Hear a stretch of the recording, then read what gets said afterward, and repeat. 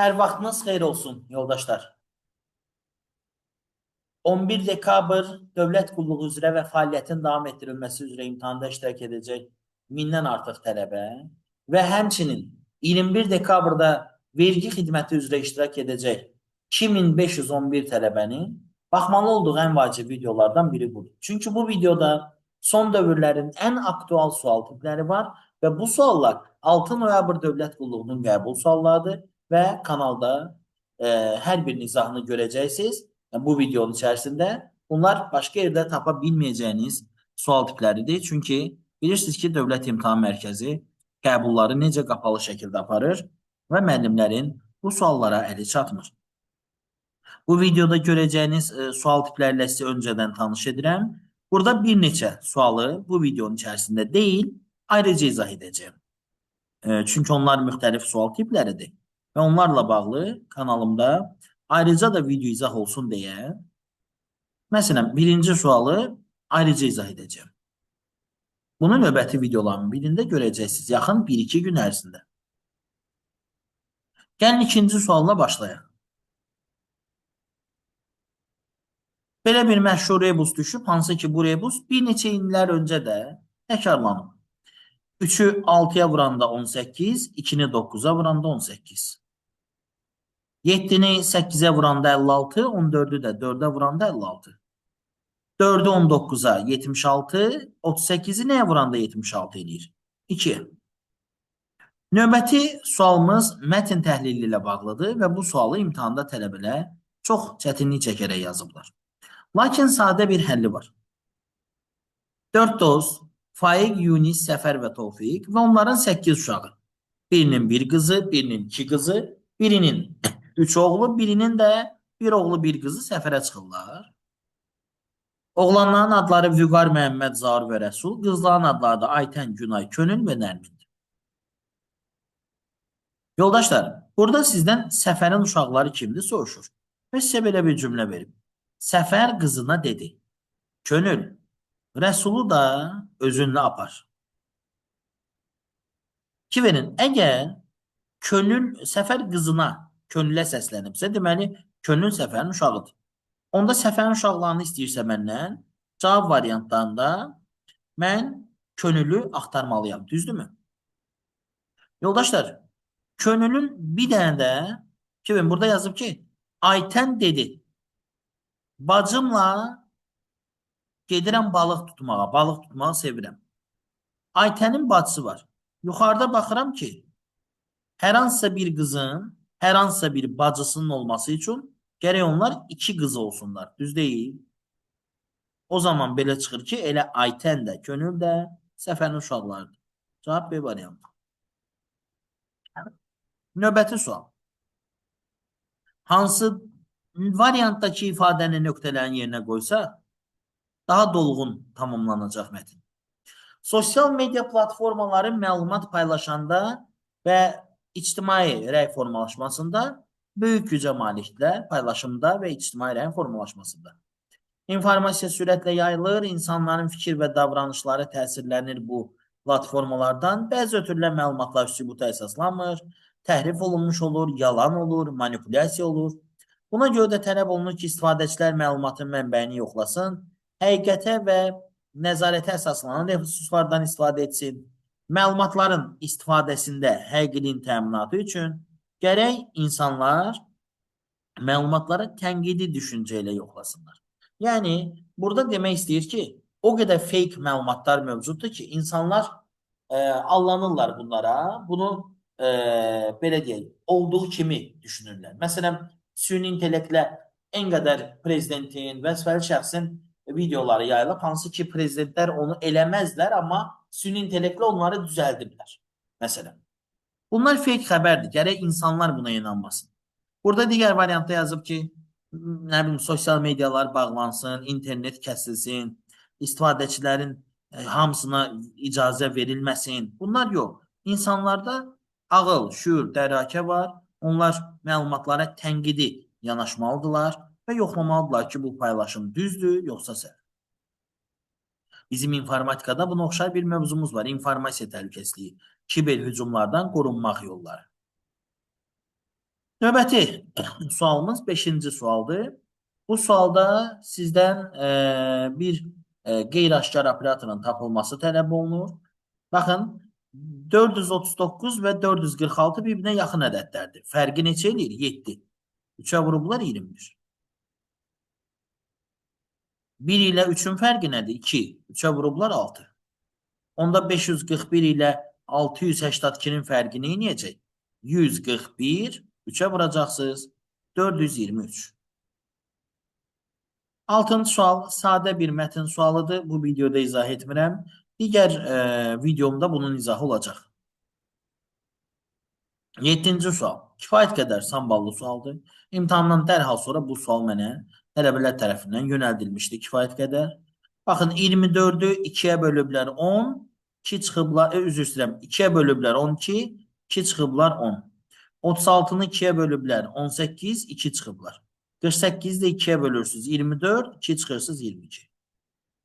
24-ü 3-ə bölürsünüz 8, 3 çıxırsınız 5. 48-i 3-ə bölürsünüz 16, 3 çıxırsınız 13. 36-nı da 3-ə bölürsünüz 12, 3 çıxırsınız 9. 24-ü 4-ə bölürsünüz 6, 4 çıxırsınız 2. 48-i 4-ə bölürsünüz 12, 4 çıxırsınız 8. 36-nı da 4-ə bölüb 4 çıxırsınız 5. Deməli, 22, 9 və 3-ün cəmi də sizə verir 33. Bu sual tipi imtahanlarda dəfələrlə istifadə olunur. Sizdən 5 rəqəmli bir ədədin 3-ə qalıqsız bölünməsini tələb eləyir. Bilirsiniz ki, ədədlərin cəmi əgər 3-ə bölünürsə qalıqsız, deməli, həmin ədəd özü də 3-ə qalıqsız bölünür. Deyir, ABC-nin cəmi aşağıdakılardan hansı ola bilər? Baxın, ABC-nin cəmi, bir də burada 17 var. Qısacası, A plus B plus C plus 8 plus 9 3'ə tam qalıqsız bölünməlidir. Qısacası bu ikisinin cəmini elə plus 17 yazıram. 3'ə tam qalıqsız bölünməlidir. Baxın, ABC-nin cəmini yerinə 16 yazmaq olar. Olar. 16-nın üstünə 17 gələndə 33, 3'ə bölündə 11. Deməli, 1 doğru cavabdır. 1 olar. Onda A, D və Y getdi. 2'yə baxıram. 14 yazıblar. 14'ün üstüne 17 gələndə 31. 31 3'ə bölünmür. Deməli 2 olmaz. Onda cavab qaldı C variantı. Əmin olmaq istəyirsinizsə gəlin baxaq. 25 qoysaq yerinə. 25'in üstüne 17 42 eləyir. 42 3'ə qalıqsız bölünür. Bir də 8. 13'ün üstüne 17 gələndə 30 3'ə qalıqsız bölünür. Bu neft sualı ilk elə YouTube'da mənim təqdimatımda olub. Və çox çətin sualdır. Amma mən indi sizə sadə bir metodla bunu həll etmək, izah etmək istəyirəm. Diqqətlə dinləyin. Yoldaşlar, düşünün ki, Azərbaycanın neft fondunun 51,7 milyard dollar pulu var. Nefti də ortalama 60 dollardan satırlar.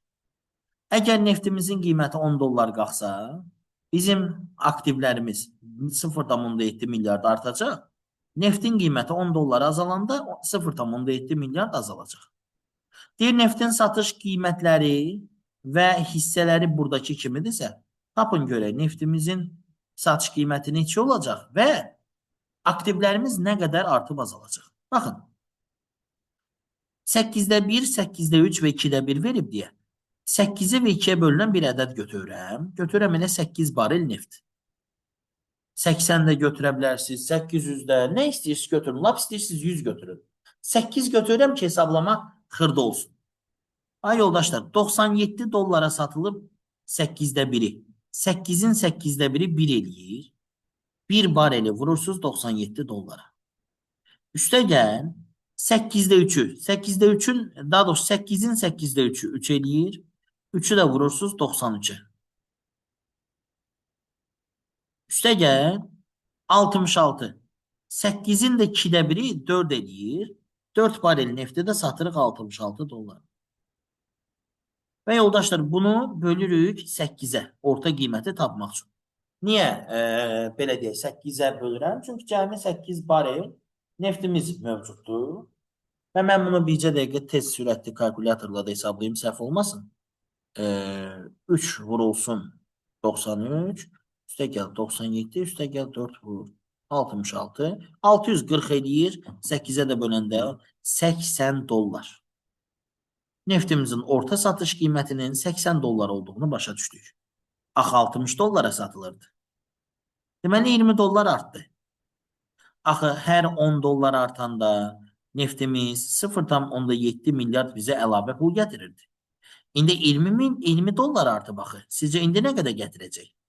Deməli indi də 1,4 milyard əlavə pul gətirəcək. 51,7 varımız idi. 1,4 də gəldi. Oldu 53,1. Deyir yuvarlaqlaşdırın. Yuvarlaqlaşdıranda cavab edir. Elə 53. Cavab C variantı. Ümid edirəm ki, daha da faydalı oldu bu video sizin üçün. Keçirik növbəti 10-cu suala. Ardıcıllıq sualıdır. Baxın 2-yə vurub 1 gəlib. Yenə 2-yə vurub 1 gəlib. Burada isə 1 çıxıb 2-yə vurub. Burada 2-yə bölüb 1 çıxıb. Ki, yuxarıda tərsini eləyib. 2-yə vur, 2-yə vur, 1 çıx, 1, daha doğrusu. Burada 1 gəlib, burada 1 çıxıb. İndi burada 1 çıxıbsa, burada 1 gəlməlidir. Tərsi daxil. Böl 2-də keçməlidir bura. Ki, verin cavab C variantıdır. 1 gəl, 2-yə böl. 1 gəl, 2-yə böl.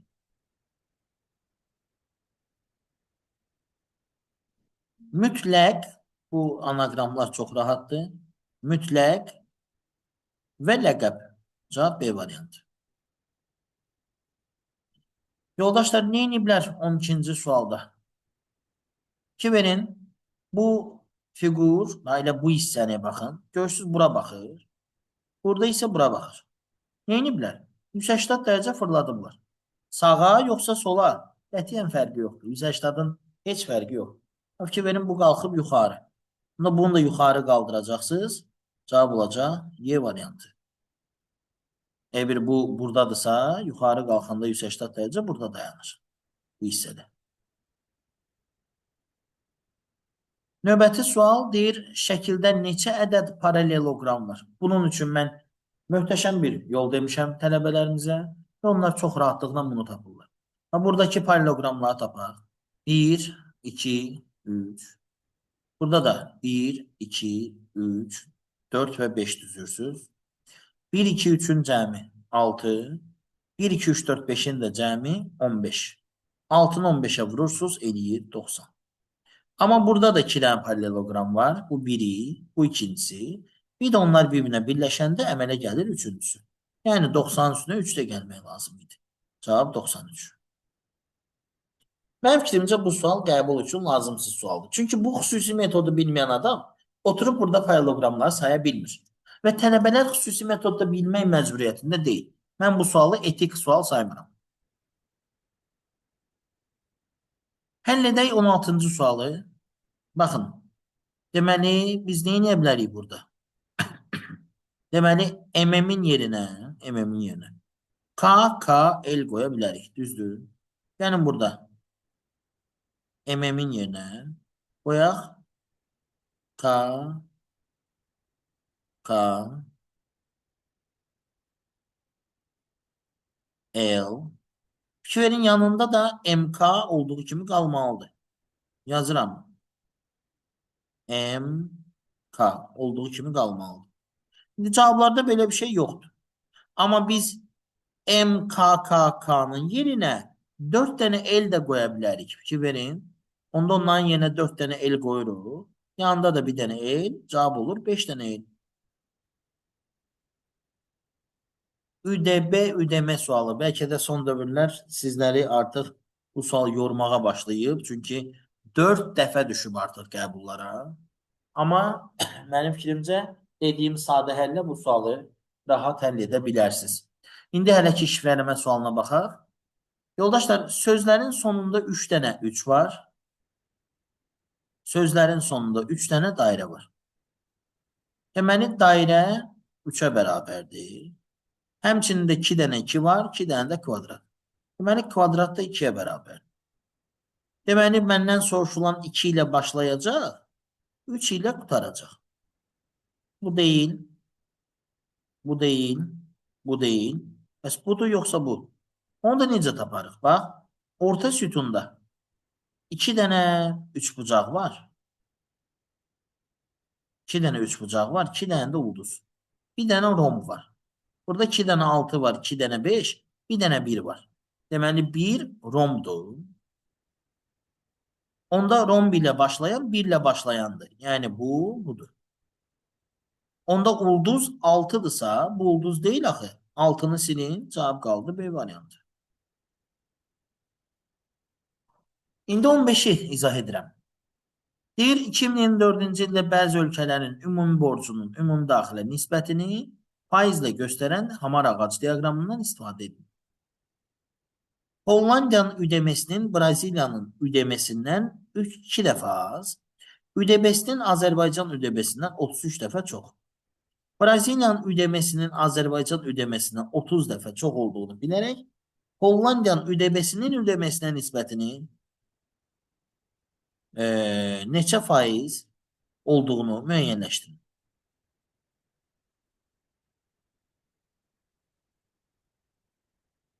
Yoldaşlar, burada tez sözü artıq düşüb, bilmirəm hardan düşüb, üzürlü sayın. Bunu yığışdırdım. Bax, Azərbaycanın ÜDB-sinin ödemesinə nisbətini 21,8 verib. Yəni Azərbaycanın 218 manat borcu varsa, 1000 manat da pulu var deməkdir. 21,8-in 100-ə nisbəti də yaza bilərdim. Amma vergüldən azad olsun deyə hər tərəfi ona vurdum. Bu Azərbaycandır. İndi Braziliyanın da, Hollandiyanın da yazaq. Hollandiyanın ödemesi Braziliyanın ödemesindən 2 dəfə az, ödemesi Azərbaycan ödemesindən 33 dəfə çoxdur. Hollandiyanın ödemesi Azərbaycan ödemesindən 33 dəfə çoxdursa, yuxarıdakı borcdur, ödemedir. 218'i gərək mən vurum 33'e. Bu da eləyir 7194. Braziliyanın da ödemesi Azərbaycan ödemesindən 30 dəfə çoxdur. Braziliyanın da ödemesi Azərbaycandan 30 dəfə çoxdursa, 1000'i 30'a vururam, cavab edir 30.000. Hollandiyanın ödemesi isə Braziliyadan 2 dəfə azdır. 30.000'dən 2 dəfə az nədir? 15.000. İşte bunu istəyir sizdən. Deyir Hollandiyanın ÜDB-sinin, yəni 7194'ün 15.000'ə nisbətini faizlə göstər. Yəni bir-birinə böl, 100'ə vur.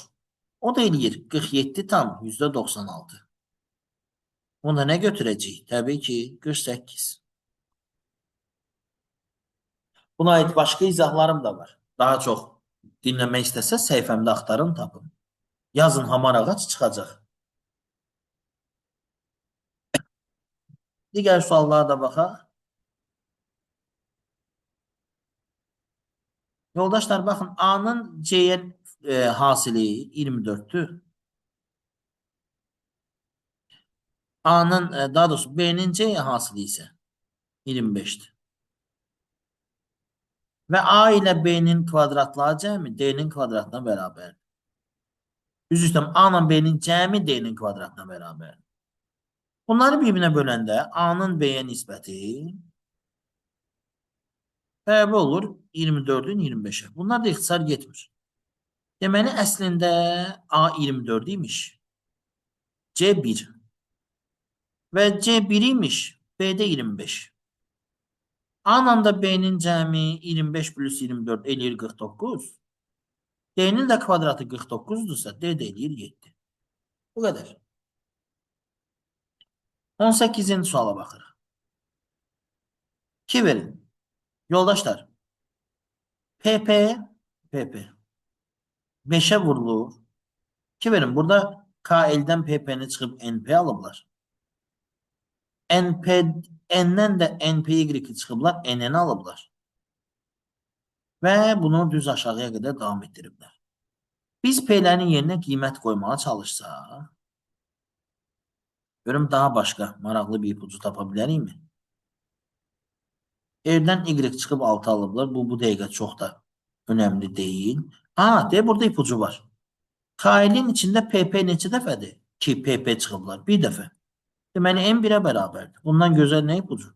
N1. Baxın.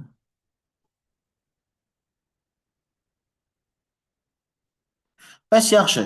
Nədən bu da birdir də, düzdür?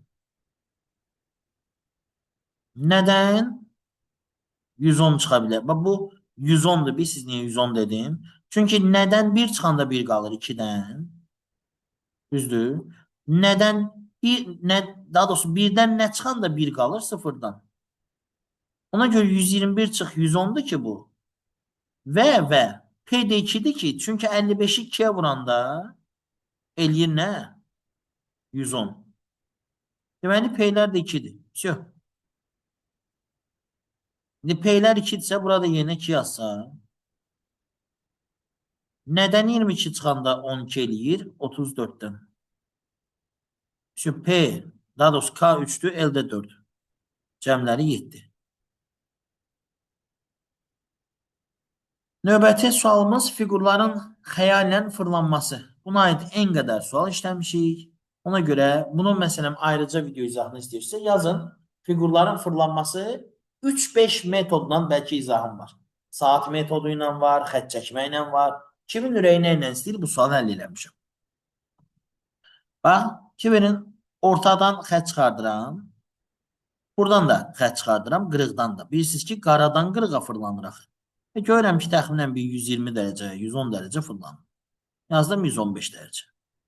Deyə bilərsiniz ki, müəllim, xətti bu tərəfə də çıxartmaq olar da. O zaman bucaq böyüyür. Bizdən minimum bucağı soruşur. Burada qeyd edeyim. Minimum bucağı. Ki verin, bax, bunun hamısı simmetrik fiqurdur. Təpə nöqtəsi olaraq buranı qəbul edirəmsə, ona ən yaxını götürürəm və görürəm təxminən 30 dərəcə fırlanır. Buna da yazıram 30 dərəcə. Bunun baş hissəsi yuxarı baxır. Burada qırıqda da aşağı baxır. 180'dan biraz daha çox fırlanır. Təxminən 190-200 dərəcə. Bu ən az fırlanan bu 4'tür. Fikir verin. Baba, buradan bir xətt çıxardıram. Qırıqda da fikir verin. Həmin xətt buradadır. Bəlkə də bir 10 dərəcə, 15 dərəcə fırlanır. Burada da qaradan bir xətt çıxardıram. Pərin üzəri ilə. Fikir verin. Qırıqda da pərva buradadır. Təxminən bir 60 dərəcə falan fırlanır. Bunları sizdən artma ardıcılığı ilə istəyir. Yəni azdan başla, çoxa doğru düz. Ən az 4'tür. 4'dən başlayacaqsınız. Sonra 2'dir, sonra 5'dir, sonra 1'dir, sonra da 3. Cavab B variantı. Bu sual tipini də YouTube'da mənim ayrıca izahım kimi görə bilərsiniz. Yazın özünüz üçün 2 yerə ayırma. Bunu geniş izah etmişəm orada. Deyir, fiqurları 2 eyni yerə bölün ki, hamısında alınsın, birində alınmasın. Bax, A variantının 2-3 bucaq və 4 bucaqlıya deyir aynı. Və A variantını belə ayırsan, bir dənə belə bir 4 bucaqlı, bir də təxminən 90 dərəcədən daha balaca bucağı olan kiçik bir 3 bucaq alıram. B-də də yenə fikir ver, belə bir bölgü aparsam, yenə 90'dan balaca bir 3 bucaq, yenə də bir 4 bucaqlı alıram. C-də də həmin bölgünü aparsaq, fikir verin, yenə bir 90 dərəcədən kiçik bucağı olan 3 bucaq və 4 bucaqlı alıram. Y-də də yenə eyni bölgünü aparsaq, yenə kiçik 90 dərəcədən kiçik bir 3 bucaq və 4 bucaqlı alıram. D variantında yoldaşlar, bax, əgər siz 90 dərəcədən kiçik bir bucaq almaq istəyirsə, avtomatik bu formada xətt çəkməli olacaqsınız və yuxarıdakı 4 bucaqlarla D variantındakı 4 bucaq eyni deyil. Yuxarıdakıların demək olar ki, bütün tərəfləri bir-birinə yaxındır. D-də isə buna təzadlıq yaradır. Əgər D-ni tutaq ki, biraz N-ni eləmək istəsəz, o zaman, məsələn, belə çəkmək istəsəz, o zaman da 3 bucağın bucağı 90 dərəcədən böyük olur. Yəni D variantı digərlərindən fərqlənir və ona görə də səhv cavab olaraq seçilir. Sizdən fərqlini soruşur. 21'ə də baxaq, kub sualıdır. Fikir verin. Biz görürük ki, bu xətlə, bu xət. Fikir verin, bu xətlə. X qarşılıqlıdır. Onlar eyni anda görünə bilməz. Deyərsiniz ki, ay müəllim, bəlkə bu xətdir. Əvvəla deyil, bu xət düz ortadadır. Bu isə sanki biraz sola sıxışır. Lap budursa, bu da bununla qarşılıqlıdır. Onlar yenə eyni anda görünə bilməz. Oxla da üçbucaq qarşılıqlıdır. Onlar eyni anda görünə bilməz. Bu oxu sağa doğru fırlatsaz ox belə baxır, amma burada sağa baxıb görünə bilməz. D variantına baxın. D variantı düzgün cavabdır. Fikir verin, ox bu fiqura həqiqətən belə baxır və bu fiqurla bu fiqur da bir-birinə perpendikulyardır. Cavab D variantıdır. Bəs niyə Y deyil? Baxın, əgər siz bunları aşırtacaq sağa doğru, bax, belə bir epizod görəcəksiniz. Çəkirəm ki, yaxşı başa düşəsiniz. X burada, ox belə aşağıya baxır, xətt də burada. Ki versiniz. Amma xətt burada fərqli istiqamətdə verilib. Ona görə Y səhvdir. Ona görə biz D-ni götürürük. Saat 20:11-dir. Deyir, rəqəmlərin yerini dəyişərək ən az neçə dəqiqə sonra başqa düzülüş ala bilərik? 20:11-dir, tutaq ki. Biz saatın əqrəblərini dəyişərik. Məsələn, alarıq 21:01. 20:11-dən 21:01-ə də cəmi 50 dəqiqə var. Amma biz görək burada başqa bir şey ala bilərikmi? Bir də onu da yoxlayım. 20:11-dən 49 dəqiqə sonra 21:00-dur. 50 dəqiqə. Bu gün başqa daha aşağı cavab almaq olar. Yox, məsələn 21:10 eləsək artıq 59 dəqiqə olur. Elə cavab 50 dəqiqədir. Siz burada müxtəlif variantlar yaradırsınız. Bununla da bağlı YouTube'da kifayət qədər maraqlı izahım var. Yaza bilərsiniz, yeni saat sualı, elektron saat sualı görə bilərsiniz. Çox sadə izahlar vermişəm və bir videonun içində 10-15 dənə nümunə izah eləmişəm. Ev rəqəmlərinin yeni dəyişirsən, yeni saat alırsan, müxtəlif saatlar ala bilərsən. Məsələn, ala bilərdik, bax ki, 21:10 da ala bilərdik. Amma bu saatdan 21:10-a kimi daha çox dəqiqə var. Mənə daha az olan lazımdır. Söyüddən şkaf hazırlamaq olar. Bəs göyrüşdən nə hazırlamaq olar? Alt-alta məntiqdir bu sual. Cavab masa. Yoldaşlar, söyüd də ağac adıdır, göyrüş də, şkaf da mebel növüdür masada. Mebel deyil, mebelin növüdür. Əgər göyrüş də söyüd də ağacın növləridirsə, şkaf da masa da növlərdir. Belə də yanaşmaq olar. Söyüddən şkaf hazırlayırıq, göyrüşdən də masa, belə də yanaşmaq olar. 24-cü sualı isə individual olaraq həll edin. Doğru cavab variantını chat bölməsində qeyd edin. Görüm kim videoya axıra kimi baxıb və həm əməyimizə qiymət verir, həm də özü üçün daha çox belə deyək, suallar izləyir. Salamat qalın, özünüzdən müğayət olun, növbəti videolarda görüşənədək. Sağ olun.